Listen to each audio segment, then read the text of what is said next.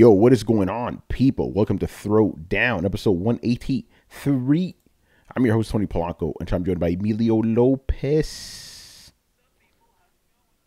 Carlos Romero, Brett Murdoch,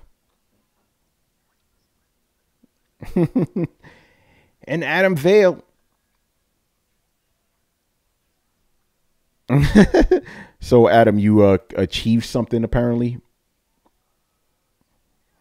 Or you can't. I don't think you can say it. I don't think you can say. Never mind. I don't think you can say that shit. No,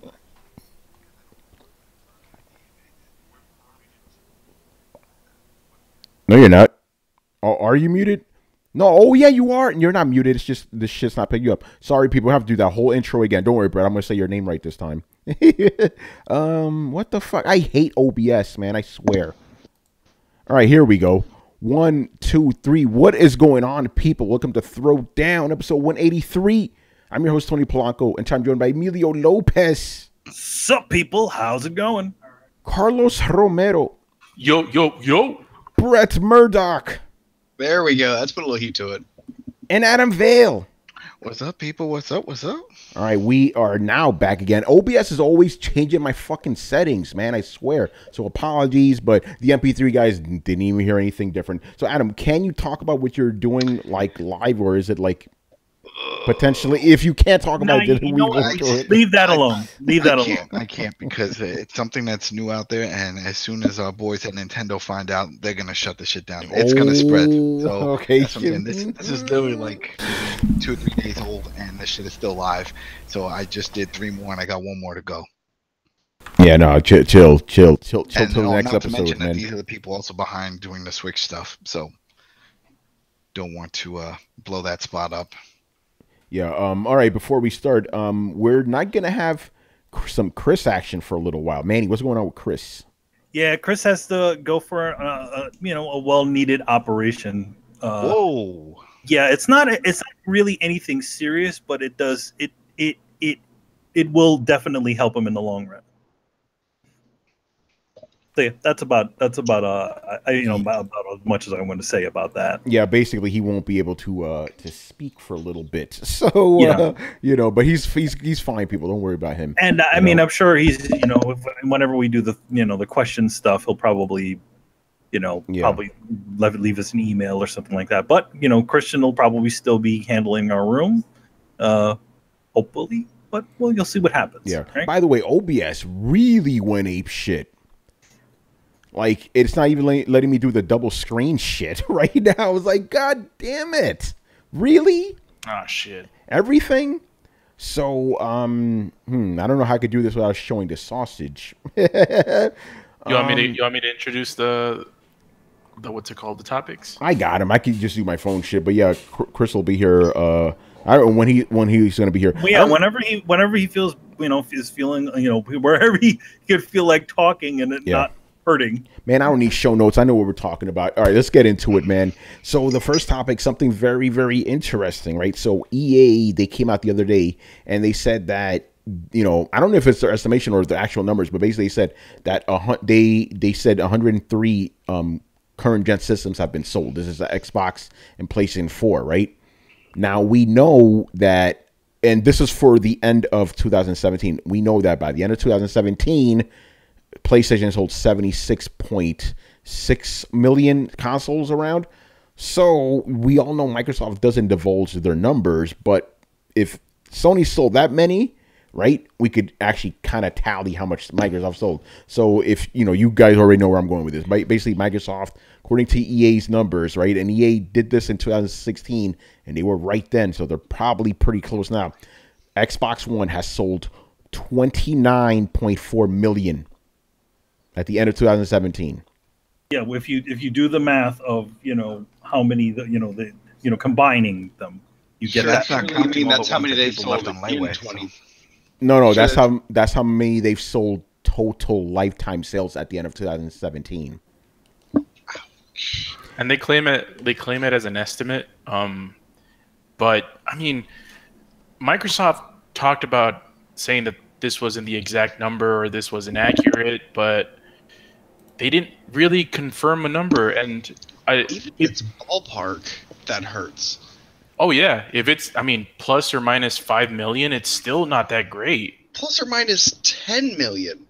And you know if there was a 10 million unit discrepancy that they'd at least be stepping into kind of mildly set the record straight. Yeah, there's a couple other things here. So basically, Microsoft came in and they said those numbers are inaccurate, right?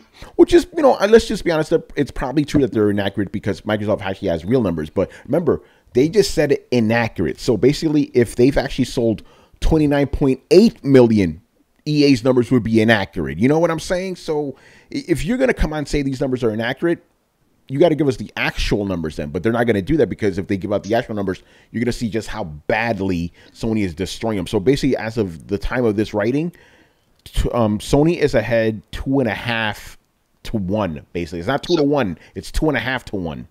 Can we estimate what their greatest possible margin of error would be? Like, it's one of those moments where I wish Chris was here, but like, EA is basing these numbers off of what now?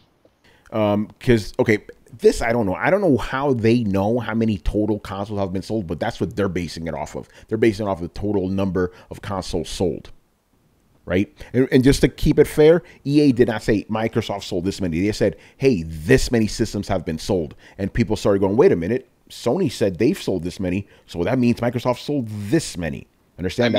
I would assume EA is privy to the actual number of consoles in the wild. They have to know hard market share numbers in order to do business with Microsoft. That's probably something we can safely rely on. So yes. In terms of does EA know the numbers, then we can assume, yes, they 100% know the numbers, or at least relatively recent numbers that are coming directly from a verifiable source, aka Microsoft. So, then the question is, A, are they lying? Which they really don't have a reason to, especially when making this kind of statement. They more than likely would be rounding or, taking kind of a boilerplate guesstimate.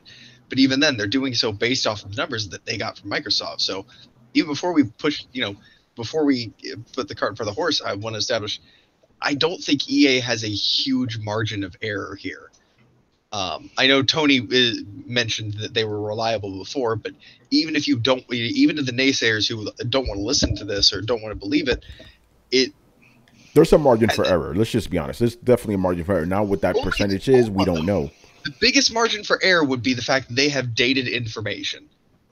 Yeah, and again, it's pretty recent information. The end of 2017 is pretty recent. December 31st.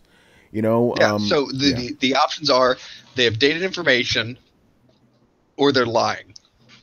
And like you said, they have absolutely no reason to lie. And remember, again, EA did not come out and say Microsoft sold this many. They said PlayStation and Xbox have sold this many. And then journalists came out and said, wait a minute. If Sony sold 76 point whatever, which we know it's a hard number that Sony put out themselves, then the rest have to be Microsoft. So they've sold under 30 million, right? Which is insane. Just to backtrack a little bit, a couple weeks ago, we were asked this question: how many systems will be sold by the end of the generation? So Xbox, Sony, and Switch, right? At that point, my prediction was that they were going to sell 45 million tops, right? I'm going to have to change my number on that now. Based off of this, I'm going to say 40 million tops.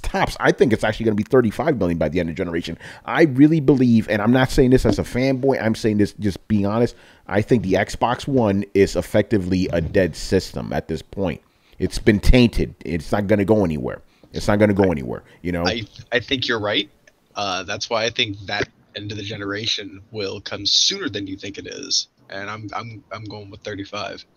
Yeah, 35. And remember, the end of the generation, and this is something I said in my Tony's Take Study, Brett, I want your thoughts on this.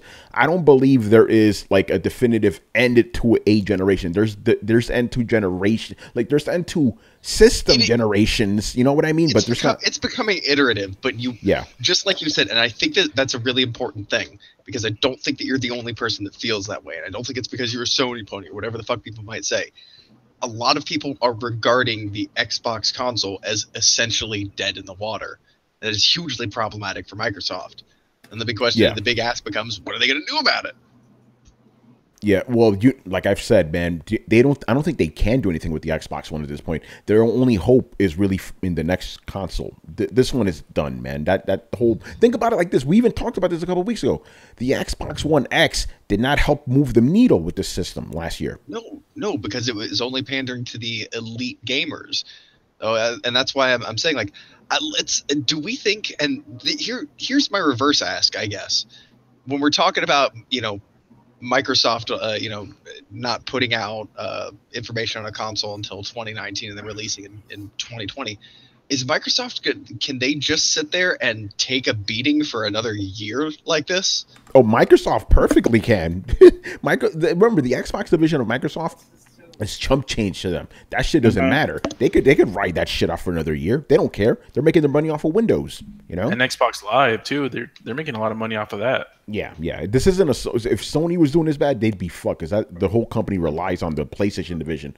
Microsoft does not rely on Xbox at all. So they could bleed for another year.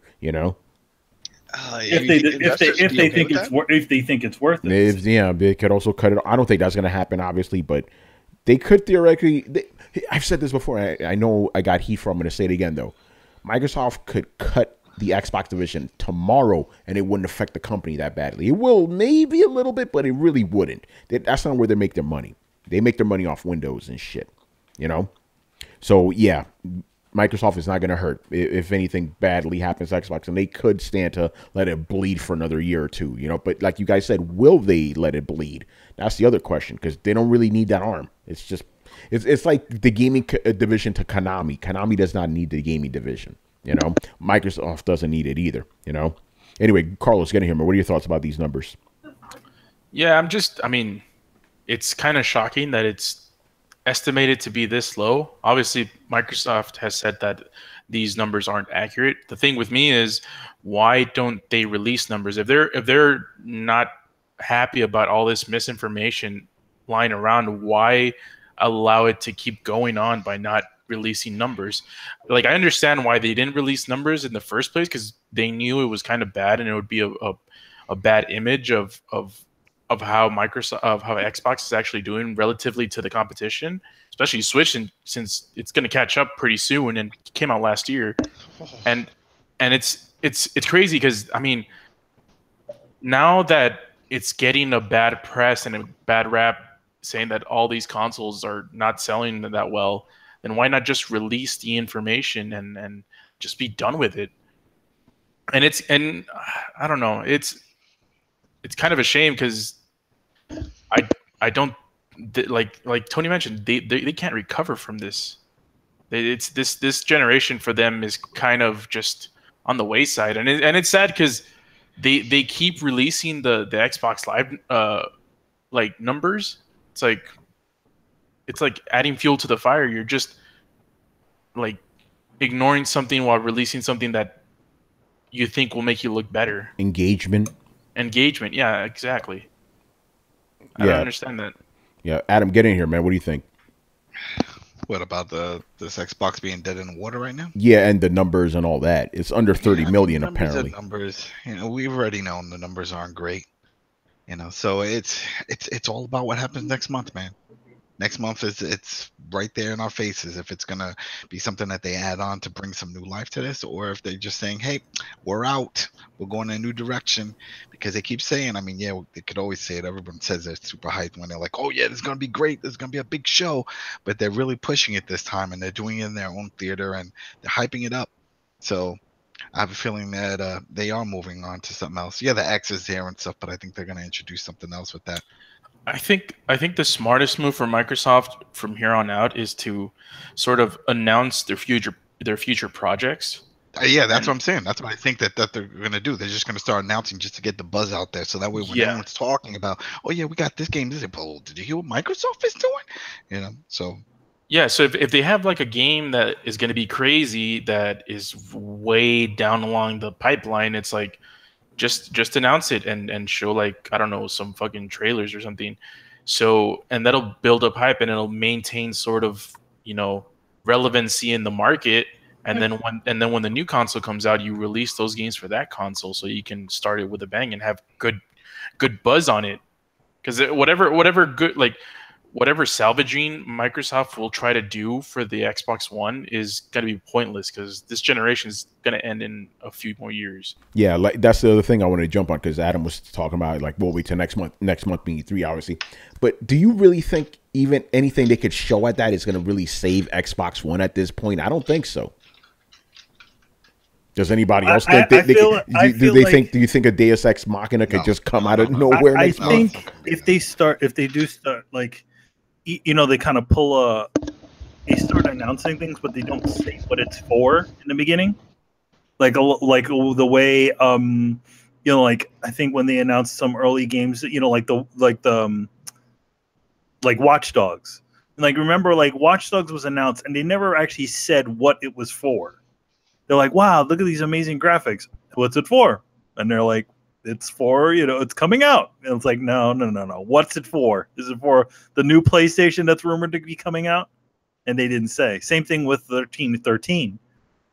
That was supposed to be like a next-gen game. I think they're going to, if they're going to do anything like that, they're probably going to start announcing stuff, get people hyped up, and then eventually later on say, these are going to be for the new one.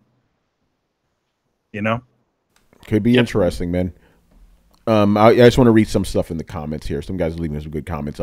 G Megaforce says 29.4 million after 4 years on the market is abysmal. Even 35 million, the previous estimate, was bad.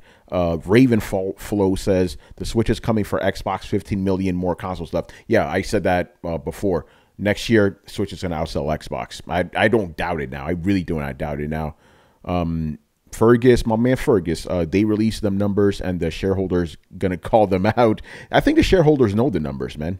Yeah, these people have to know a lot of that stuff, because they're shareholders. they have a hold in the company and when their investments. Well, if you notice, when Chris did the Microsoft financials, a lot of the Xbox stuff was kind of buried in there. You know what I mean? Yeah, and here's the funny thing. This is something Chris brought up too. For every product they have, under Microsoft, they gave you the sales numbers. They told you if it was doing bad. They didn't do that with Xbox. Like, I forgot. I wish Chris was here, but basically, Microsoft had a big product that they had last year, and it pretty much tanked, right? They told you exactly how many losses they took for that. They're not telling you that with Xbox. Ain't that something?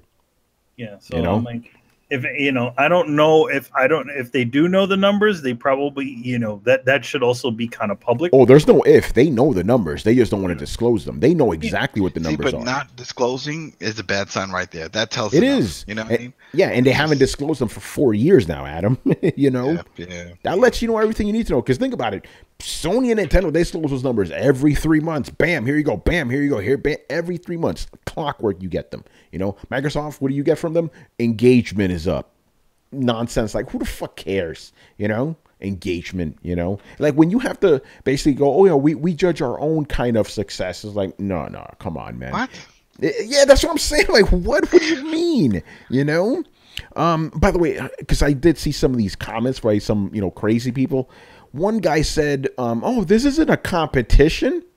Really? Oh boy. Okay, somebody told this man how business works. Yeah, we gotta. I mean, like, it's important to know how well a console you're invested to is doing. It's like, why should I like put in money into your ecosystem if like what you're selling is not selling that well?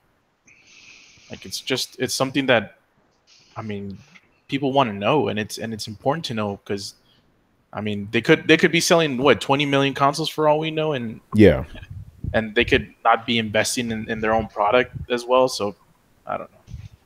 But yeah, that's 30 million, man. That's bad, dude.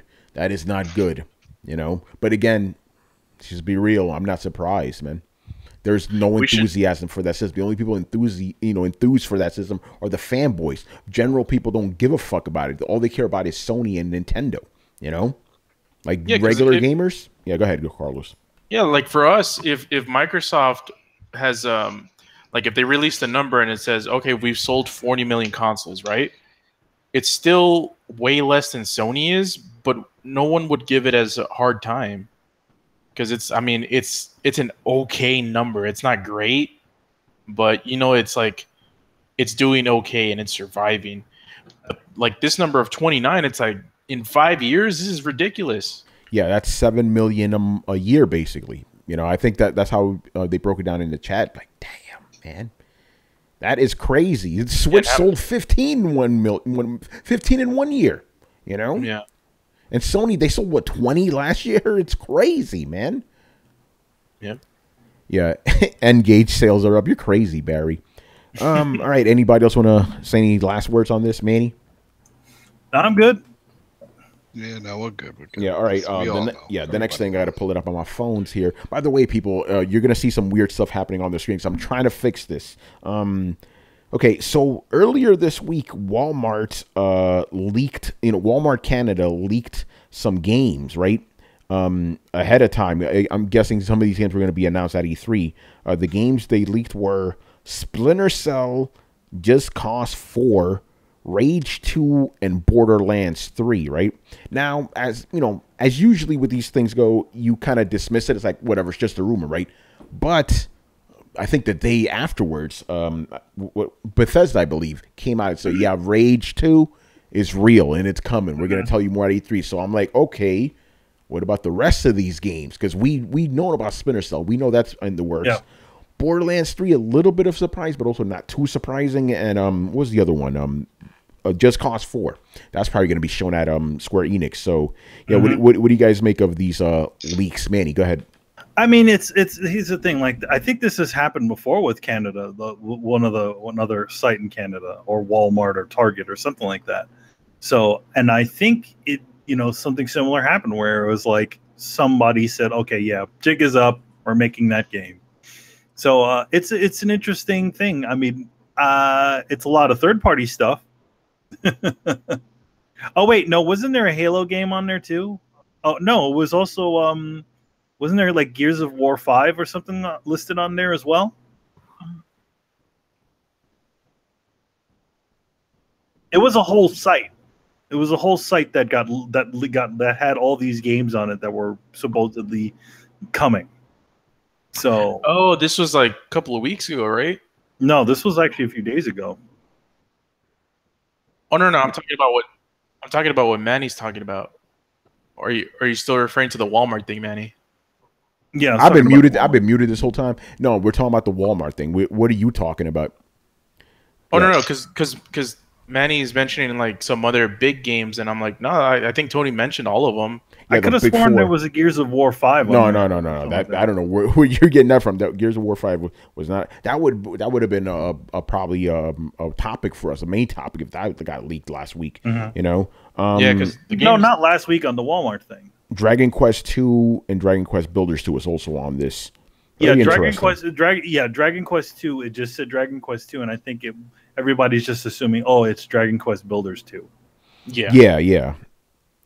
But yeah, I'm gonna file this under E3 leak. These always happen every year. Yeah, they always kind of happen. But it's funny how a lot of leaks tend to come from the retailers. A lot of these game companies work. It's either GameStop or Walmart, Target. Somebody fucks up. Yeah, somebody fucks up in the retail space. Sometimes you'll have like. In the GameStop, a guy will take a picture of the website of the order thing for the website. Conspiracy theory, or maybe not even a conspiracy theory. I believe these games were probably going to be listed on sale during E3. They could have been, yeah. Somebody just hit the wrong button. So you're saying like pre-order or sale? Yeah, pre-order, not sales. Obviously, they're all fall games. Pre-orders. I think they were all going to go live during E3. And the crazy thing is, like, they weren't just from one specific company. There was like a whole bunch of companies. It's like 2K and Bethesda and who do make Splinter Cell? Splinter Cell's Ubisoft. Yeah, Ubisoft. Yeah, so it's like a whole bunch of companies. So it's kind of weird how all of those just popped up at the same time. Well, it was the site, from what I remember. It was like it wasn't like Walmart. a normal. Yeah, it wasn't like it was. I don't think it was like a main Walmart site though. It was Walmart Canada. No, I don't even think it's not even that. I think it was not even like. Well, no, that's literally where this came from. No. What I'm saying, like, I don't think it was.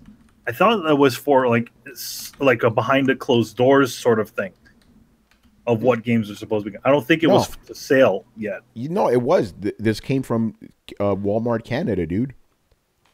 Yeah, someone on Twitter just randomly saw the listings of the games on the Walmart Canada site, and it took a screenshot and displayed it. Oh, it was Wario 64. Yeah, it was Wario 64. Yeah. It wasn't like a leak. It was literally from fucking Walmart. Yep. That's crazy, man. Yeah, I mean, a lot of those games. I mean, Splinter Cell we were expecting. I guess Borderlands 3. I don't know. We haven't heard anything from Borderlands. I know Adam's probably hyped about that. Yeah. Borderlands. I'm hyped for that. I'm surprised by the Rage one because Rage was all right, but damn, the map was horrible and it just it was hard to play. Yeah, I heard Rage wasn't fun. Well, that was the issue. We always lost because the mapping was horrible and they just never patched it. Everyone was like, well, that's something they could fix in a patch, and they never did. Was that the game that John Carmack was like hyping up?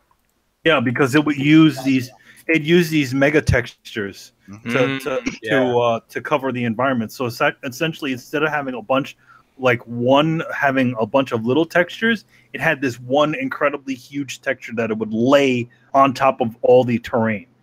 I remember because it's like a desert looking game, right? And I remember seeing a trailer of it.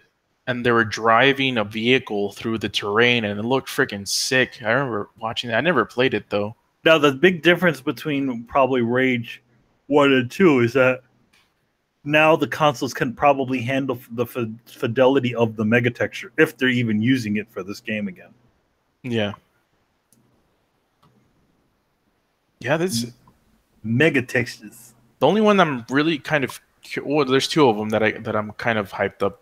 Borderlands 3 for sure, Splinter Cell also. Just Cause 4, I mean, I don't really expect much, just like another Just Cause game. The iterations of the Just Cause games never just seem kind of an expansion of each other.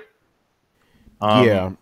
But I think I got the point with Just Cause 3. I really don't need to play one of those games again. Like, if I get it for review, sure, but I wouldn't buy another Just Cause. It's just. I know Brian really loves it, but to me, it's just pointless. It has a great mechanic, a really well implemented mechanic, and it drives those games. Yeah, it definitely, when I played it, I got the sense of like Spider-Man 2, if you know what I mean. It's like this really cool mechanic. The game is just okay, but the mechanic is dope. But I don't really need to play it. But yeah, out of all these games, the only one I'm actually excited for is Splinter Cell. I love Blacklist. I don't know why they didn't follow it up quicker. Borderlands, I don't really care about, and Rage, I don't care about Rage either.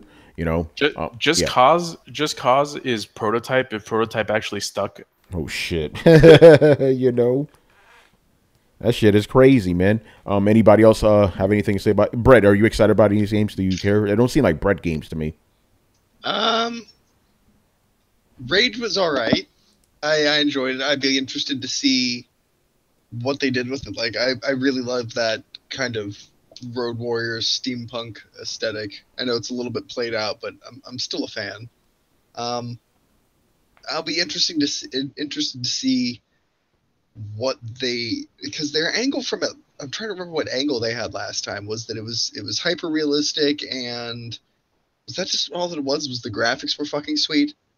Yeah, pretty much. Yeah, with Rage, the only thing really going for it was the crazy ass graphics. Yeah, it had really good graphics, and it used this new technique called like hyper textures or ultra textures.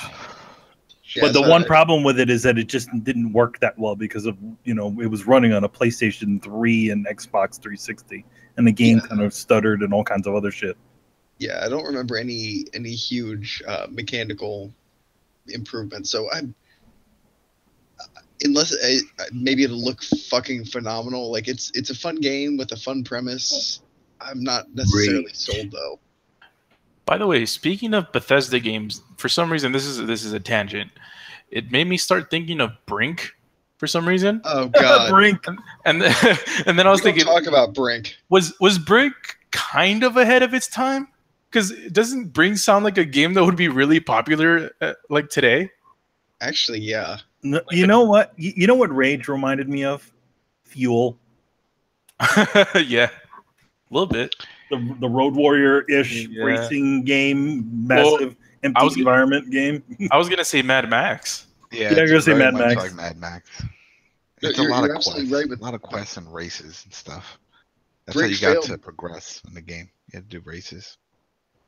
What was that you said, Brett? I was gonna say Brink failed because everybody criticized it for only being part of a game because it was essentially a MOBA.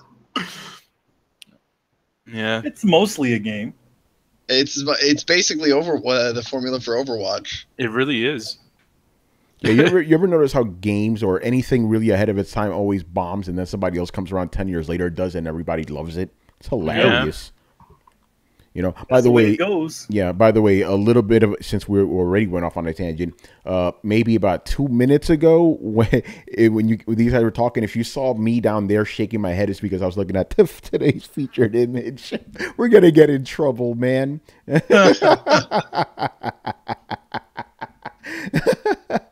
All right, man. Next up here. Oh, it's been about fun. So now I'm laughing about this story.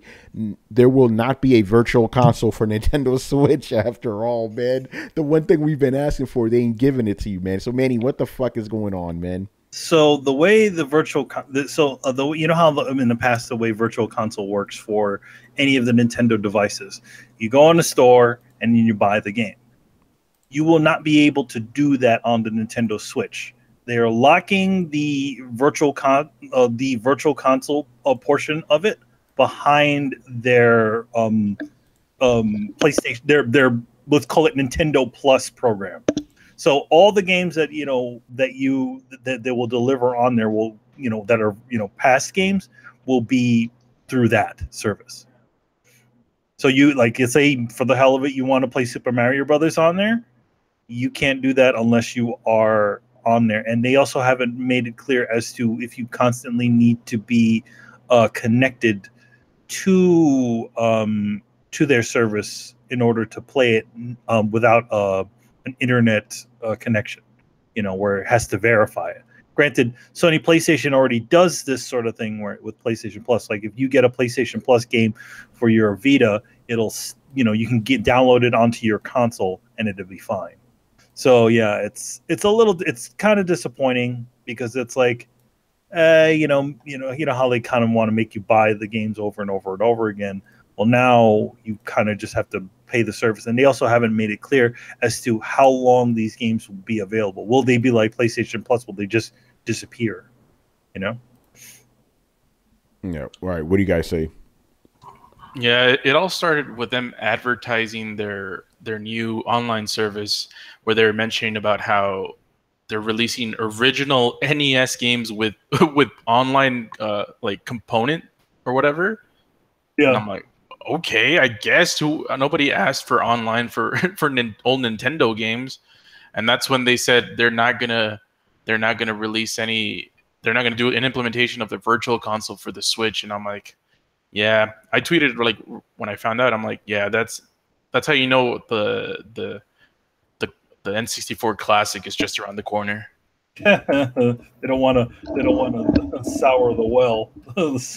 Yeah, and I think they want to use whatever games they have to sort of promote their online service. So anytime every month it's gonna be like, oh, Super Mario 64 is coming out, and it's only available for online users or whatever Nintendo Pass they have or whatever it's called. And yeah, I think that's just gonna be the driving force to sell their service, unfortunately. Because I would have. Could they still sell games through the eShop though? No, those games will not be available on the eShop. It says right here, quote from Nintendo, there are a variety of ways in which classic games from Nintendo and other publishers can be made available on the Nintendo Switch, such as through Nintendo Entertainment System, Nintendo Switch Online, Nintendo's eShop or as packaged collections. Yeah, I bought not Nintendo games, but I bought a couple of like retro games for Switch, like SNK games and shit like that. So that's one way you can get them. Yeah, that's one way we can get them. But the thing is, I think they're going to be locking all of those classic games behind the wall. Hold on. They're not going to be. So we just back it up, Mandy. That's what you think? Because no, that's what it said, isn't it? Oh well, you said think, so I'm just trying to. That's what it says on the thing. Yeah. All right. All those virtual console games are going to be locked behind the pay service. Yeah, that's how I understood it too. That if you want to play the retro games, you got to pay for the service. Unless they just mean. So if we're talking virtual console games, are we just talking about one type of virtual console games, like original Nintendo games?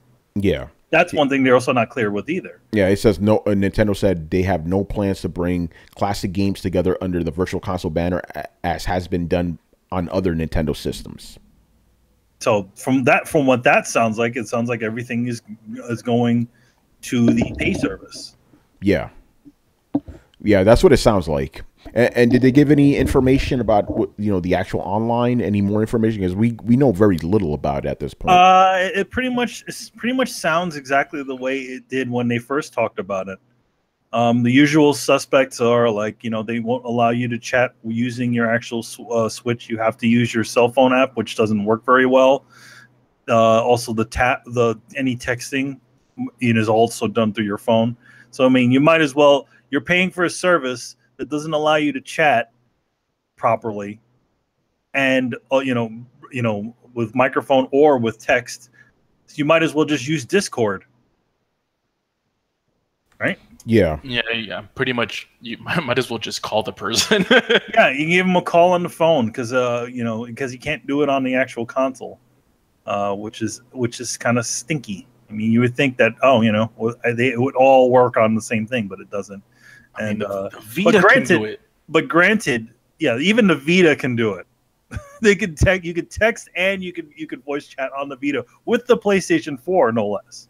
Yeah. By the way, I'm just finished skimming through this, and it doesn't say anything that you need to have that service, the online service in order to play older games. It doesn't say that. Just making it clear, we don't want to throw out false information out there. Okay, but the thing is that. But Manny, I know where you're coming from because they did say if you are on that online service, you will get retro games. Yeah. So it's sounding like from at least from their tap dancing, or it sounds like they're locking everything behind the wall.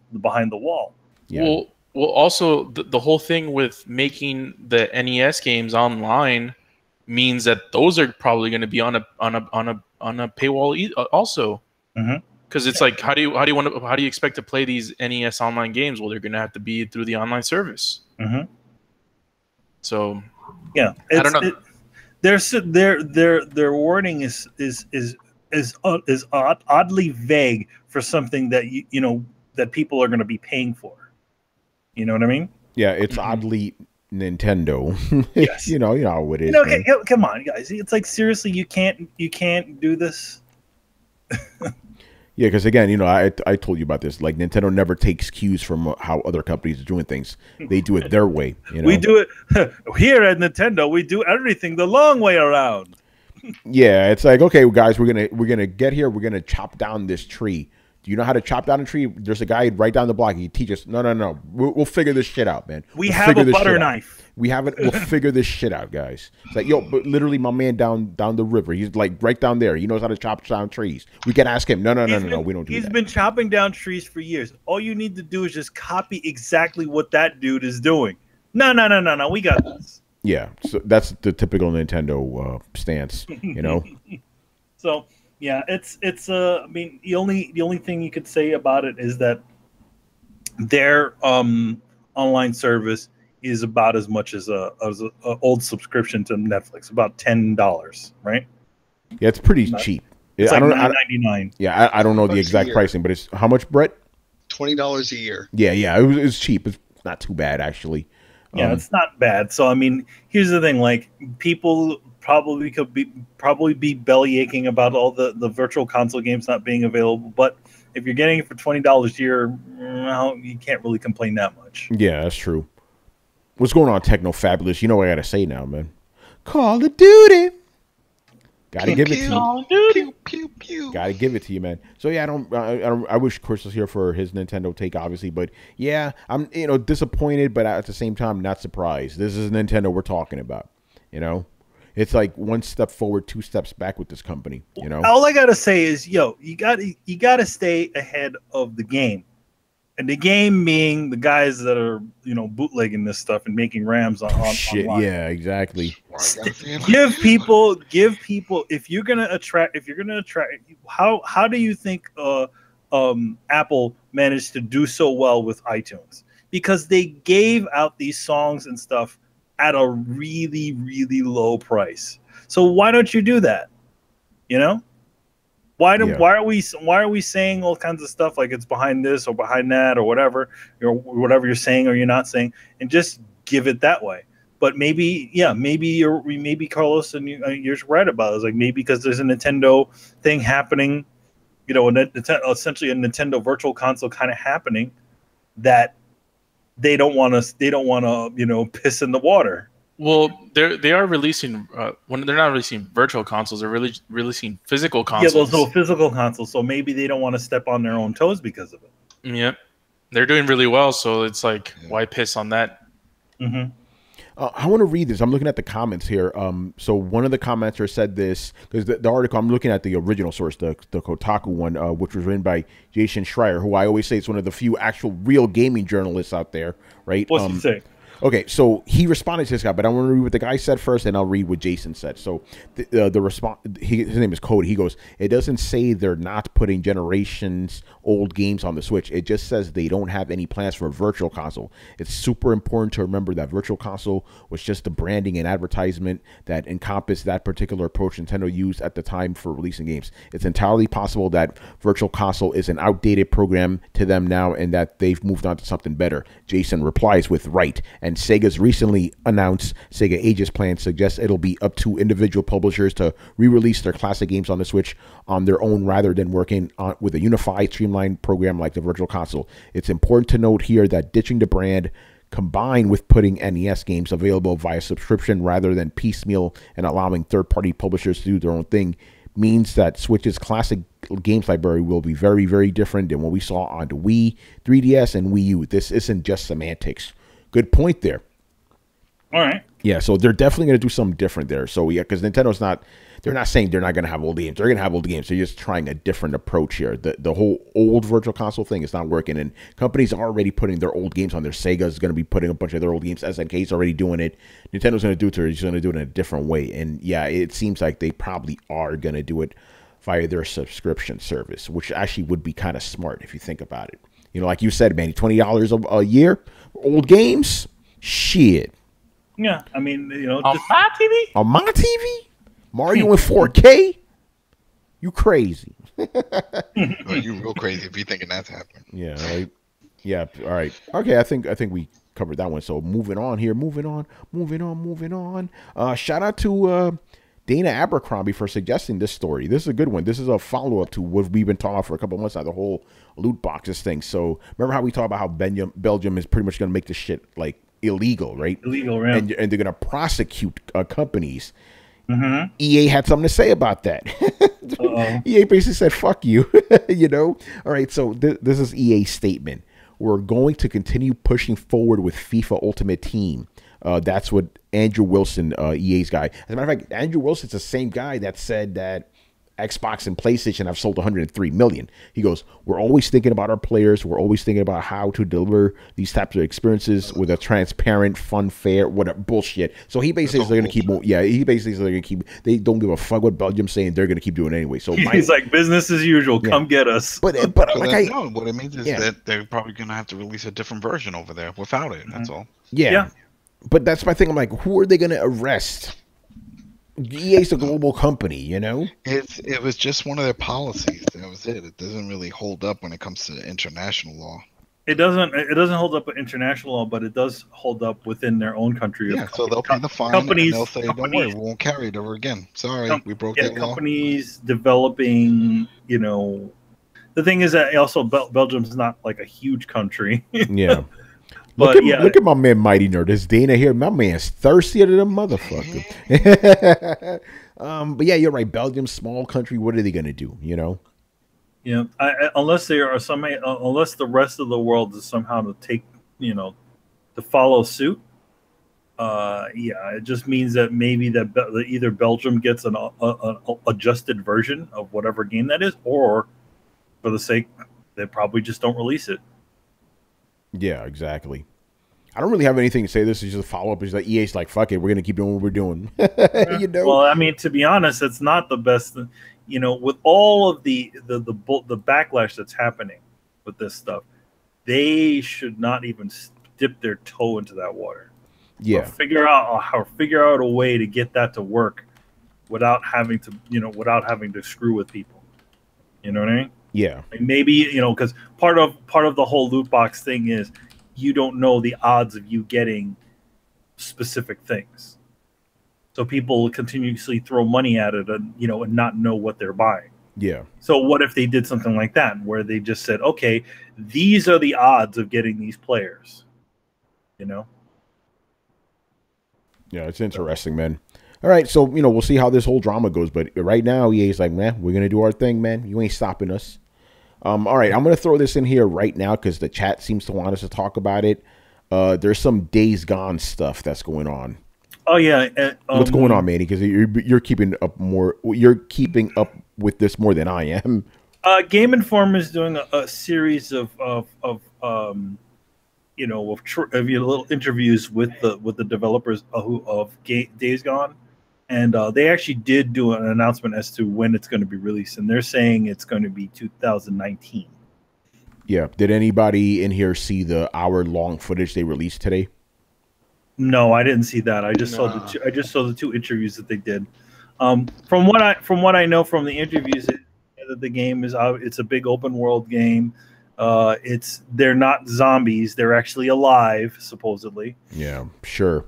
And they're jitters or whatever the fuck they call them. They don't call them zombies; they call them jitters.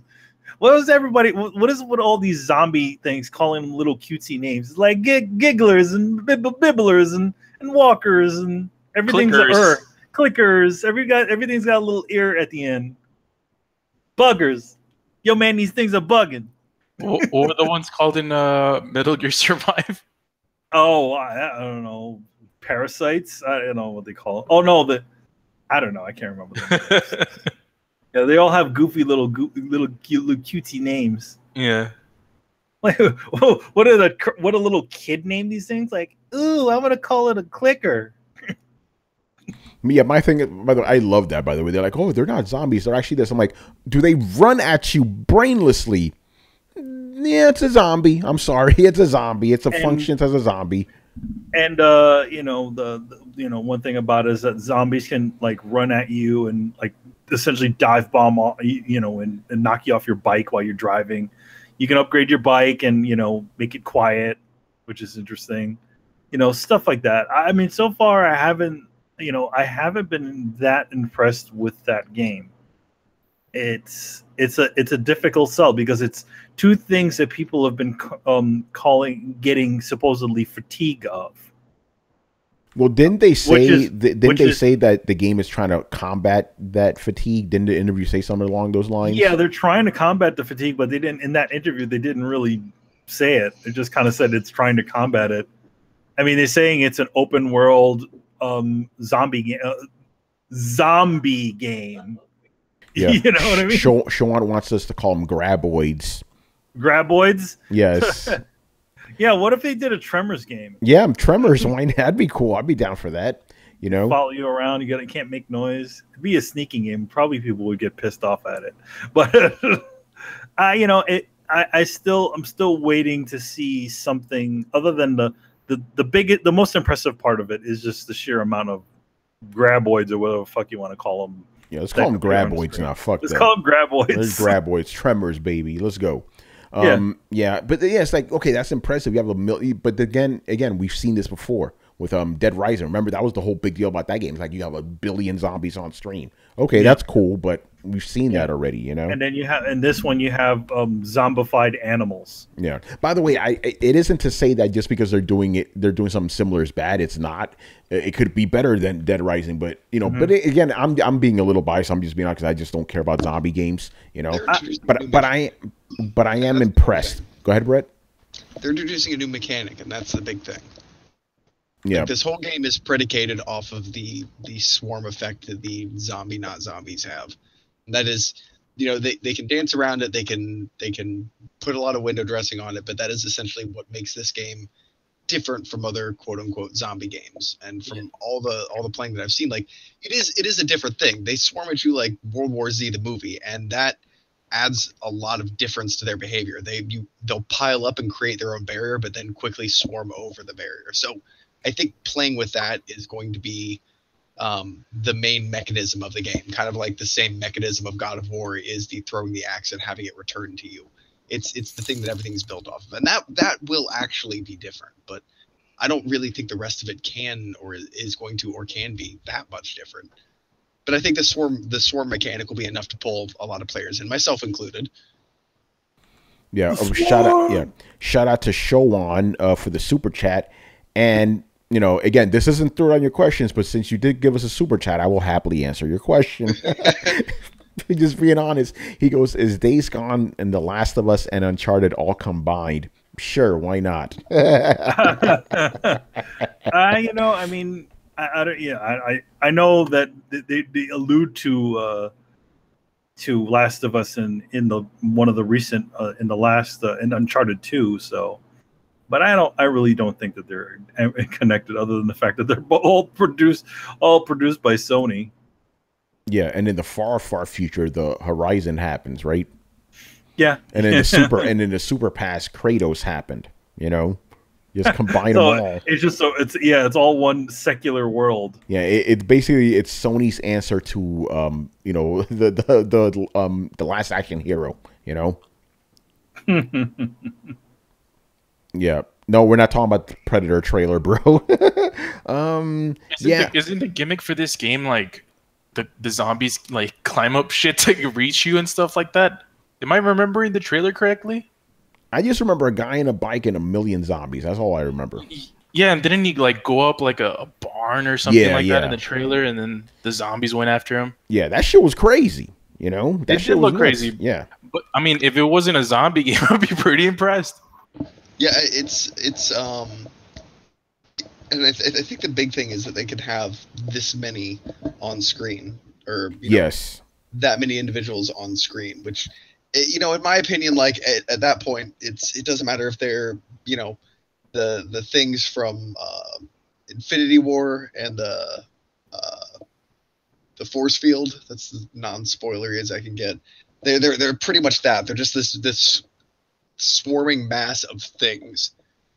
And that's I don't even care if there's zombies anymore. Just the idea of like that game looks like it's made entirely out of oh shit moments, which seems neat. It seems, you know, quick paced, frantic, hectic. I get why they're trying to pull away from like, oh, they're not zombies, they're this other thing. Like, yeah, they're zombies. Nobody really cares. You know, come on, son, they're zombies. You know. Yeah, to me, I'm like, I just see a bunch of, as I call them, melee enemies. I'm like, yeah, I'm good. I don't, you know, if I played, whatever, but I'm not excited for it. I guess I should say that. But I am interested in seeing how many zombies can they throw at you without the frame rate fucking up. That's what I'm interested in seeing. The technology is very impressive in this game, you know. How many graboids can they throw at you? You know. Yeah. All right, guys. There we go. We talked about it for you. Not really much to say. It's just, hey, Days Gone exists, you know. But yeah, it is interesting. Not coming out this year because a lot of people thought it was coming out this year. It's actually coming out next year. I predict it's probably going to be in the early part of 2019. Basically, the first 3 months of the year seem to do very well for Sony. So it makes sense that they would do that, you know. Hussein says Days Gone is a systems type game. Yeah, it's basically centered around a mechanic, you know, that's for sure. These guys are talking about the Predator trailer now. Go ahead, guys, have fun. Oh man. All right, and the last thing here, this one may I threw in for you. The Steam Link mobile. What's going on? So I guess so essentially what's happening is, since the failure of the Steam box, Valve is actually investing in a Steam Link that allows you to play games on Steam on your phone through their side app. note, just wanted to, I still have my Steam Link in a box. Never opened it. You should give it away to one of the fans. I don't know. Maybe I'll do that. I do have it brand new in a box. So yeah, so now you're going to be able to do it on your phone. It will be your phone will be. It will also be compatible with any sort of controllers that you can use with your phone, as well as the Steam controller. So you can use that on your phone as well. Which brings up also along with this, there is a video service that they're also going to be launching as well. My guess is it might be somewhat like a Netflix sort of service, just through Steam. Interesting. This announcement also makes me think about a question that we had on a previous show about something like this, where it was like, I can't remember what it was. It was about Microsoft combining with Steam. Now, here's the thing: like, if Valve and this is a big old if they could either combine, either put up a deal with Sony or Microsoft, you theoretically can run this essentially a Steam remote play on a console. It's a possibility, but the thing is that maybe it will not, definitely will not happen because of just those kind of kooky exclusivity rights, like how Nier is not on an Xbox, but it's on a PlayStation and the PC version. So you would be, if they were to make a deal with somebody like Microsoft, that would mean they would have a bunch of games that were exclusive to Sony playing on an Xbox. We don't know how that would happen, but it's an interesting idea. But I mean, here's the thing: like, how do you guys feel about being able to play Steam games on your phone? I mean, Fortnite's doing it. A couple of other companies are doing it. What was that? I said, time to go mobile. Time to go mobile. Yeah, I specifically want Brett's thoughts on this. Brett, what do you say, man? Fuck this shit. Why is that? Yeah, Fortnite did it, and in doing so, they simplified the gameplay. They added an auto aim and whatever. I don't play Fortnite and whatnot, but I don't, especially if you're doing any kind of cross-platform thing, which I feel like this is going towards. I feel like it's you can play this game on Steam, on mobile, and now we're getting more people in. So wouldn't it be cool to play this game on Steam mobile and be able to play it cross-platform with your boyfriend who's playing on the PC or whatever, and then you have an infinite amount of problems. It's not the same game. You can't get the same game to run on PC that you can on phone without dumbing it down or simplifying the user interface on phone, which is inevitably going to lead towards people pandering towards multi-platform games. So they're going to make games simple. They're not going to stress the graphics too much. They're going to have a plan where they can build mobile into their profit models, and we'll all suffer quality because of it. The other thing to mention about this is that it only works within your internal network. I don't think it from what I've read, it doesn't work via the the internet. Well, for so how are you going to play an FPS on your phone without having auto aim cranked all the way fucking up? Yep. And so that's exactly what they'll do, and then they'll have huge, auto aim functions in games. What if you can carry on a VR headset on it and just aim with your head? Again, that's you're having different sets of. I'm barely okay with letting people play using controllers or keyboards. I mean, that's still people's options, but you're going to get a discrepancy in skill ceiling depending on the type of game it is. If it's a melee based game or a combo based game, you're not going to be able to do as well on PC keyboard. if it's a precision shooting game, then you're probably not going to be able to do as well on with a controller. So there are games that make it work, but that's not every game. And to open this thing up, like, I feel like we're just going to start making games more shallow to pander towards higher profit margins by, you know, putting games on mobile as well as consoles, and they'll use that as kind of a lifeline for extra funding, and we'll all pay the, you know, the price and quality. That's my fear. Yeah. To answer the question, don't care. Phones are not for playing games. I am sorry. I am sorry. You don't play. You play games on a computer or on your console. You don't play that shit on your phone. Think about it like this. Let's say I had the ability to play PlayStation games on my phone. I would not do that shit. Fuck that. You know. I'm sorry. Mobile gaming is not for me. You know. So that's my answer. If you guys couldn't tell, I'm not for it. You know. But what if they create a Vita-like device? Then I'll get a Vita. You know, it's like yo, man, play on your phone, get trophies. Like even then, I'm like, nope, sorry, phones are not for gaming. I'm sorry. Well, they could release a My Name Is Mayo on mobile. Yeah, Adam will play that shit. Yeah. You know, I'm sorry. Get them Chivos. But I mean, like, okay, like, you know how like we've been taught, like, Brett has been talking about like a Switch-like controller, right? Something that goes on the side of your tablet. Imagine that shit on your phone, though. On your phone or on your tablet. Yeah. I mean, I guess, but I don't know. Oh, by the way, Vishal says touchscreen controls are trash. Correction. Touchscreen controls are hot trash. Throw that in there. I mean, I guess that, like, if you put, like, controls on the side, I guess that could work, but there is not that much of a difference between, no, you're right. I guess between a Switch with the things on and a normal tablet. I guess. What if you could do something? What if they figured out a decent way to do this stuff? Yeah, I guess. I don't know. I my phone. My phone is for calls, texting, and Twitter. You know. That's what I say about PCs. PCs are just for work. Yeah.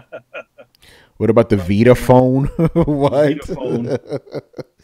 I never heard of that. Am I missing out? I didn't know there was a Vita phone. In Japan. In Japan, they had something for the Vita. Remember when they had that whole plan for AT&T and some other stuff? Yo, what's going on, Catlow? Yeah. And you could make calls. Oh, shit. I wish I had my Vita on right now, so I could be like, oh, hello. I'm talking to you. Don't you remember the data plan deals they were doing with AT&T? Oh, yeah. Yeah, I'm being stupid right now. Yeah, no, I remember that. It was like 3G and shit. Yeah, that shit dropped off real quick. People are like, I'm not paying for this shit. Didn't they boo at the PlayStation conference when they said that? Yeah. They're like, and we're gonna have AT&T, and everyone goes, whoa.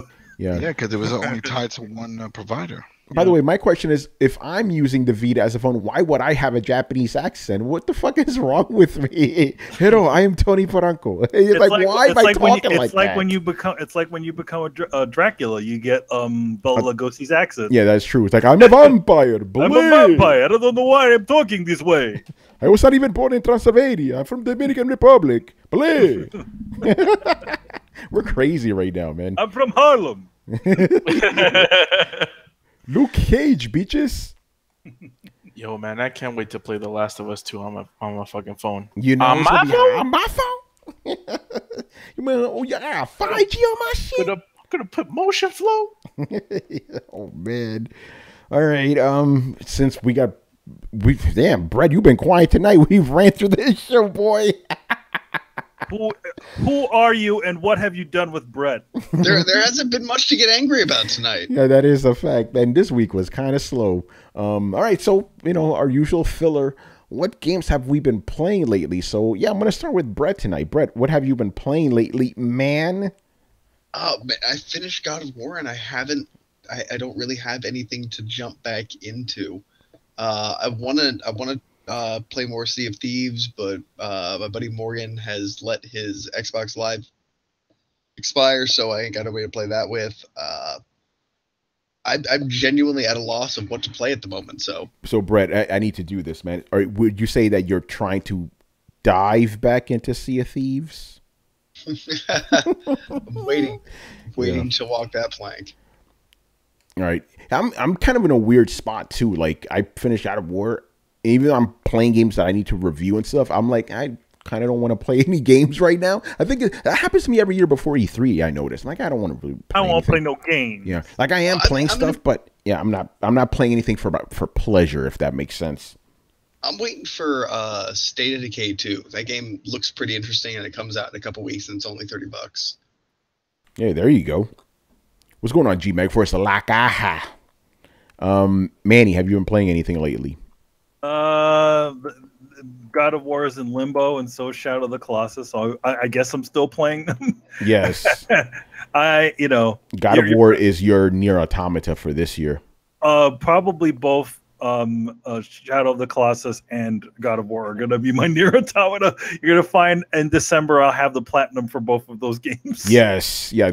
They're your Nier Automata and Gravity Rush of this year. You know, it's funny because Gravity Rush, I finished that early in the year for that. Like I finished that like right up when it was finished. Yeah, that is true. But then after that, just shit got busy and I couldn't really, commit to any really most of the game. But I did get at least 4 platinums last year. My man, that's more than me.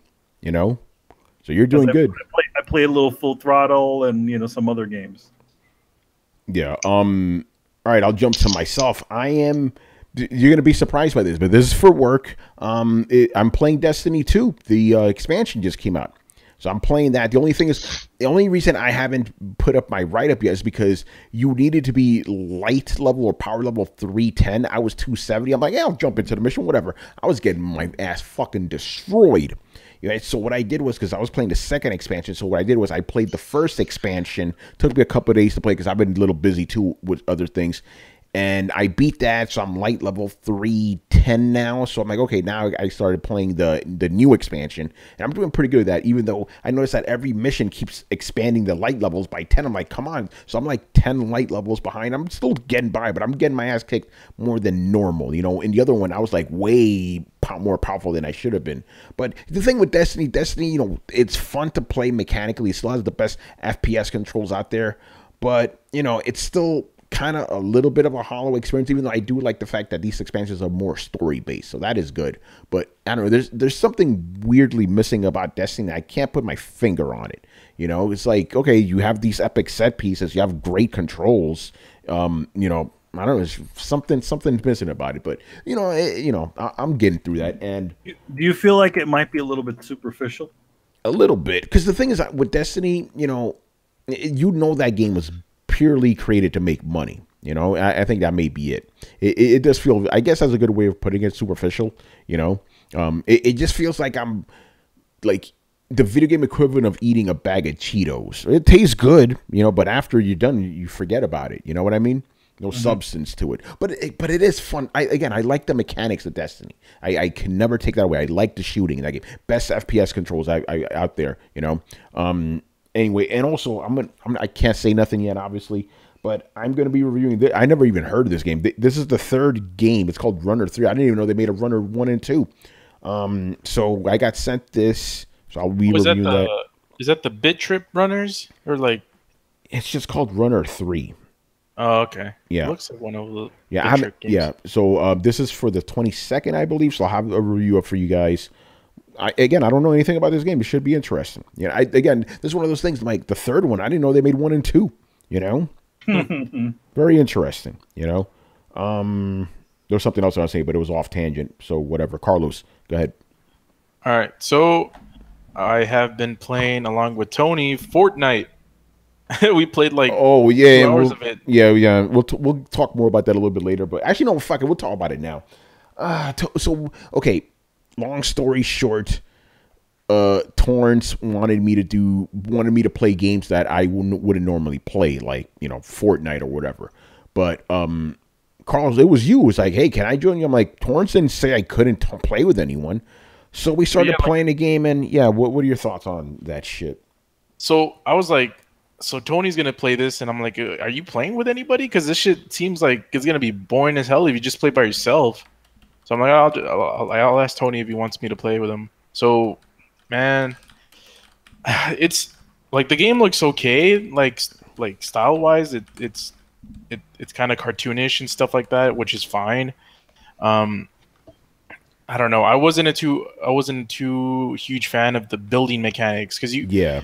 a lot of people, what they do is they start building shit to defend themselves and or to deter from the enemies like shooting and stuff. And it's like that just mechanic. It just seems like it's like a cluster F of like a whole bunch of stuff. And the mechanics aren't even that great. The shooting mechanics aren't even that great. Yeah. So it's like it doesn't do anything particularly well. It just has that gimmick that you can build stuff. And yeah, it's like pretty much like any battle royale game. Like, I mean, I thought the GTA battle royale mode was better than this. Yeah, I agree. Yeah, that whole building aspect, man. I'm not liking that, man. I was not liking that at all. It just seemed okay. It's a weird thing. I felt that the building thing was like tacked on, but at the same time, if you take that away from the game, there's nothing that makes it distinctive. It's kind of like. That's how I describe Cloverfield. You guys ever seen the first Cloverfield movie? Mm-hmm. I hated that movie because of the first person camera. But if you take the first person camera away, that movie is not distinctive at all. You know what I mean? So it's in that same weird spot. You know, it's like the thing that makes it distinctive is this thing I don't like about it. You know? Go ahead. And it's like it's making it distinctive to what is becoming the most homogenized game type in recent days, you know. So it's like it's not that like innovative. That's the word. Yeah, innovative. Yeah. By the British. way, Mighty Nerd says, in my opinion, you shouldn't play games if it doesn't entertain you. If it's your job to, you don't have a choice, bro. You know. And this is okay. Here's the thing. Okay. Vishal said Tony's playing Destiny 2 and Fortnite. Who are you? First of all, Destiny 2 is for work and Fortnite is for you guys. That's the thing. It's like, yeah, I'll suffer for my art. My art is this, I guess, you know. And that's the thing. It's like, you motherfuckers, man. Because I said, if this thing doesn't do well, I'm not gonna do this again because you guys aren't interested. That night, it just did kind of blam. I'm like, okay, I guess nobody liked this shit. It blew up the next day. I'm like, oh, you motherfuckers. You know, so I will do this for you.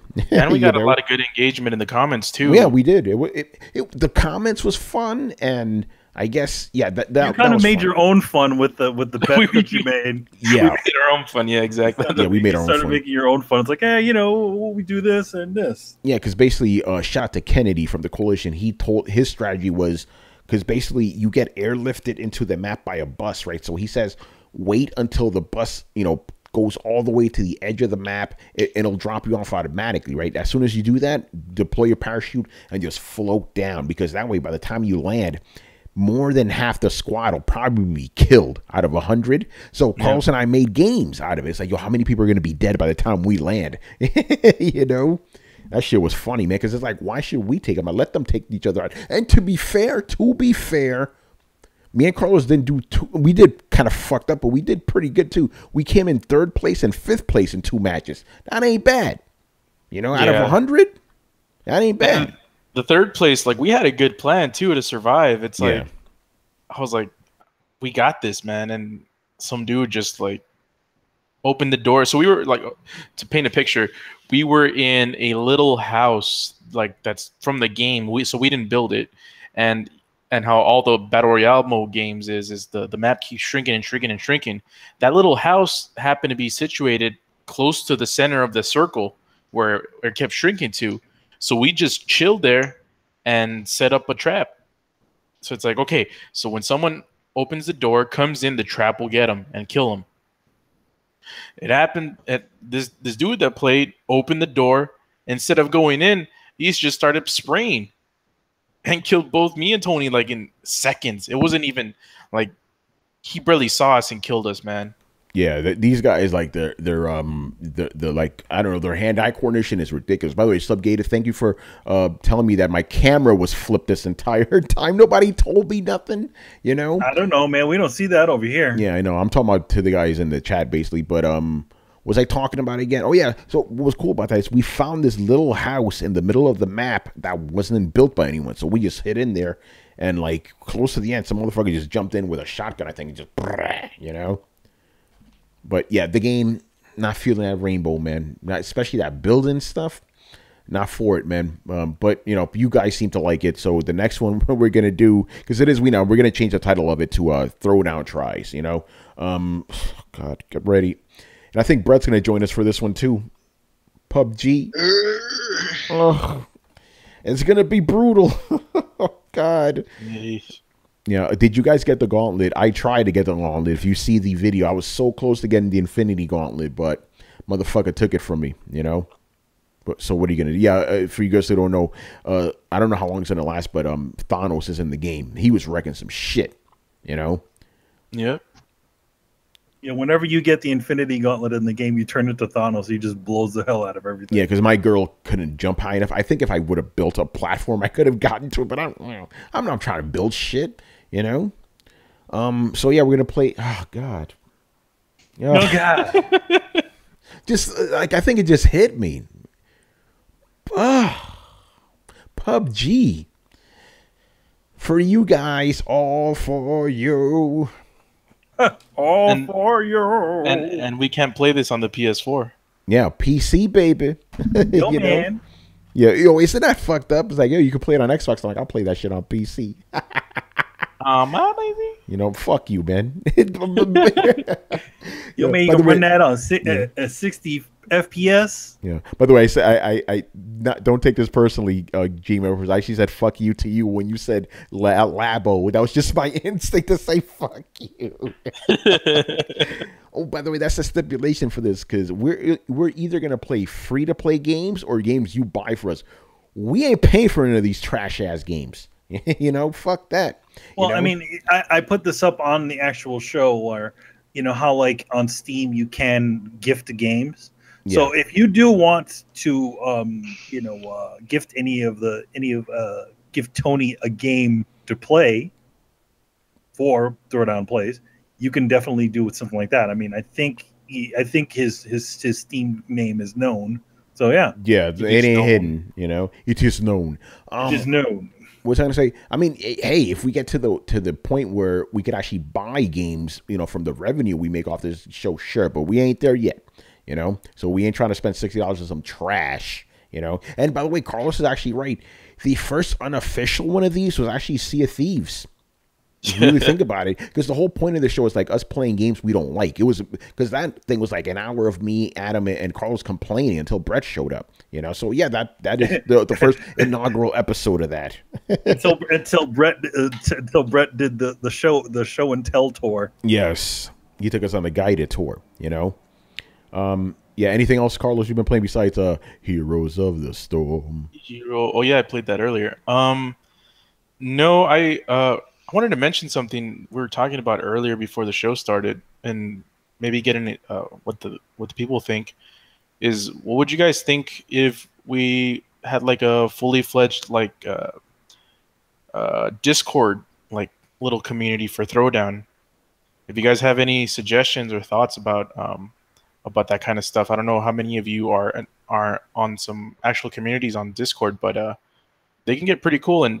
But if you guys are interested, we might build one and have it with mods and everything, and you know, show our announcements whenever Throwdown goes live, or whenever we do a video like Tony's Take or Throwdown Tries. Might be something we would do. Yeah, and the thing is, we already have a Throwdown room. It's just I don't know how to, like, I guess, you know, because I don't want like just anybody bum rushing in there and stuff. But we got to figure that stuff out. But yeah, a Throwdown room does exist. And it would be cool to like actually make it a thriving community and stuff. You know, it would be pretty dope. So yeah, if you guys have any suggestions for that, please let us know, man. We're totally open for that. You know, this 2018, you got to step shit up. You know, even though to be fair, we've been stepping shit up all the time. That's what we want Throwdown. Yeah, we gotta. I mean, like the plan with Throwdown has always been like, what can we do to make ourselves better? And yes, we always do. We always take those steps every year, and it's just one step, man. Well, by the way, Vishal, yeah, I'm on an anime community too. It's pretty cool. Like when you like those kinds of Discord is just a really neat tool. Yeah, I mean the way that you can have that. I mean, I'm on a couple of communities on there too, and they kind of send you an email automatically when things are happening, when certain people mention you, stuff like that. You know, They even have achievements in there. Oh yeah, I saw that. I saw that. Yo, man, what's your gamer score, man? Sports game. So yeah, please, guys, let us know. That would be really cool. We've been kind of thinking about this for a while now, but now we really want to start pushing it. You know, it'll be cool. Discord, man, it'll be dope. You know, and some of you trusted guys will make you mods. You could keep, you know, tabs of everything and stuff. You know, yeah, man. Yep. Yeah. So please let us know, man. What up, y'all? Just pop. What's going on, Dio? My man. Adam, what have you been playing lately? God of War. Still playing that, and A Link Between Worlds. Interesting. Interesting that you went back to that. So, yeah, and that is pretty much it. You've also been doing some other projects that we can't talk about. That's what I'm doing. Yeah, I still got like 4 more of these. That's why you're like, yeah. Yeah, so I'm trying to focus. I gotta get these commands right, or else I could brick something. You know, yo, G Megaforce, you lying. There's no Nintendo serial community, bro. No way. Imagine if that's true, though. That shit is funny, man. So yeah, I guess that's pretty much gonna. Not much happened this weekend. Again, there were some topics that I really wanted Chris to go off on. Yeah, stuff. I don't have anything. So I guess we're gonna wrap this shit up. It's like I want to do a little something extra, but why stretch it out? It's like one of those games that just goes on forever. It's like, what are you doing? Just end this fucking game already, you know? Alien Covenant, or whatever the hell that game was. Yeah, whatever. All right, guys. So thank you for watching and listening. Where fuck are we? I was trying to do it without my notes, and I totally fucked it up.